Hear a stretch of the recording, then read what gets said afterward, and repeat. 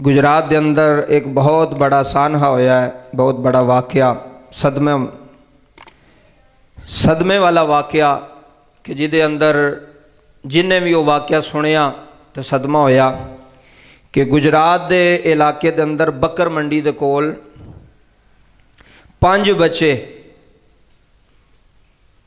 यक वक्त एक ही जगह ते एक ही वक्त के अंदर 5 बच्चे फौत होए ने। अल्लाह पाक उन्हां दी कामल बख्शिश व मगफरत फरमाए। और मैं दसन लगा कि वजह की बनी, जेड़े वालदैन बच्चियां तो गाफिल होंदे ने उन्हां नूं फिर नतीजा की भुगतना पैंदा है कि मां नूं भी नहीं पता हुंदा बच्चा कित्थे वे, तो प्यो नूं भी नहीं पता हुंदा औलाद कित्थे वे। वो 5 बच्चे, 4 ते सक्के भैणा भरा सन ते एक उन्हां दा कज़न सी। वो वजह की बनी, ये वजह दसन लगावां क्योंकि वालदैन का हक बनता है कि अपनी औलाद की रखवाली करे, माँ का भी हक बनता है, बाप का भी हक बनता है। तो बाप तो बाहर सी, परदेसी सी मलेशिया के अंदर, तो माँ इत्थे सी।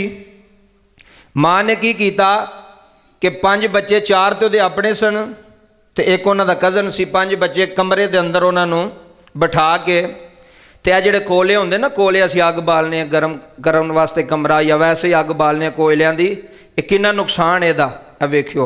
उन्हें कोयलियां दी अग बाल के ना तो बच्चों कहा भी चलो सर्दी सुरदी है, तुसी अंदर बैठो। आप ही माँ हस्पताल टुर गई टेस्ट करवाण। हुण बच्चों के कोयलियां दी अग बाल के, वो बच्चे सन ना समझ सन, बच्चे नूं की पता हुंदा भी इहदा की नुकसान है, तो साड़ी मौत हो जानी इहदे नाल, जानलेवा चीज़ है। कोयलियां दी जिहड़ी गैस है ये तो बहुत ज़्यादा नुकसानदेह है इंसानी जिंदगी वास्ते। कोयले बाल के माँ टुर गई हस्पताल, तो वो बच्चे सन अंदर कल्ले 5 बच्चे। उन्हें की कीता, वड्डी जिहड़ी बच्ची सी ना उन्हें अंदरों कुंडी ला लई, डर दे मारे भी माँ भी कोई नहीं तो बाप भी वैसे ही परदेस वे सी। तो जदों माँ वापस आई 3-4 घंटिया तो बाद, तो उन्हें खिड़की का जो दस्तक दी तो कोई बच्चा ही ना बोलिया, आवाज़ ही कोई नहीं। उन्हें क्या पता नहीं की मसला है। जदों आंढी गवांढियां नूं बुलाया तो उन्हें दरवाज़ा तोड़िया तो वेख्या कि 5 बच्चे अंदर बेहोशी की हालत पे होए ने। कोयलियां दी जिहड़ी अग बाली सी उहदे नाल धुआं होया, धुआं हुंदियां सार वो फिर कमरे के अंदर फैलिया, दरवाज़ा बंद सी, खिड़कियां बंद सन। वो 5 ही बच्चे थै दे उत्ते उस जगह ते वो जाम बहक हो गए। तो जिहड़ी माँ सी वो पागल हो गई, हुण गलियां दे विच भी टक्करां मारदी रोंदी पई है। हुण वेखो 4 तो दे अपने ते एक किसे दा, वो भी अपने ही सी। 5 बच्चियां दी लाश एक वेड़ी उठी जाए तो मां तो की गुजरदी है। सिर्फ थोड़ी जी गफलत की वजह तो किड्डा वड्डा नुकसान उठाना पिया। थोड़ी जी गफलत, मां की गफलत की वजह तो 4 बच्चे ओदे ते एक किसे दा कज़न, वो 5 ही बच्चे फौत हो गए उस धुएं दे नाल। उस कोयलियां दी अग दे धुएं दे नाल उन्हां दा साह बंद होया। बेचारे बच्चे सन, सौ गए, उधरों दरवाज़ा भी बंद कर छड़िया। हुण बाप बाहर प्रदेश में बैठा है, वही भी दुनिया उजड़ गई। तो माँ जी इत्थे सी वही भी दुनिया उजड़ गई। 4 ही वो बच्चे सन तो 4 ही फौत हो गए। 100 दुनिया तो टुट जान, वो माँ भी पागल हो जाती सिर। हुण वो हाथ वक्त वो हाथ नहीं होना क्योंकि वक्त गुजर गया है। उन्होंने नहीं सी पता भी मैं इन्होंने जी कोयलियां की अग बाल के देनी पई है, मौत का समान इन्होंने वास्ते। तो बच्चे ने तो कल्ले ने, तू घाल को सियाना बंदा ही रख जा। अक्सर मावां इंज करदियां ने, आप ही बाहर निकल जाएंगियां, बच्चों को कल्ला छड़ छड़नगे अंदर। बच्चा हुण उहदा ज़हन बच्चियां वाला 100 नुकसान कर सकदा।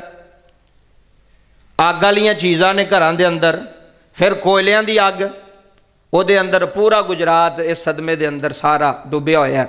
और बहुत वड्डा ये वाकया दुख है और तकलीफ दे वे कि एहतियात नहीं होंदी।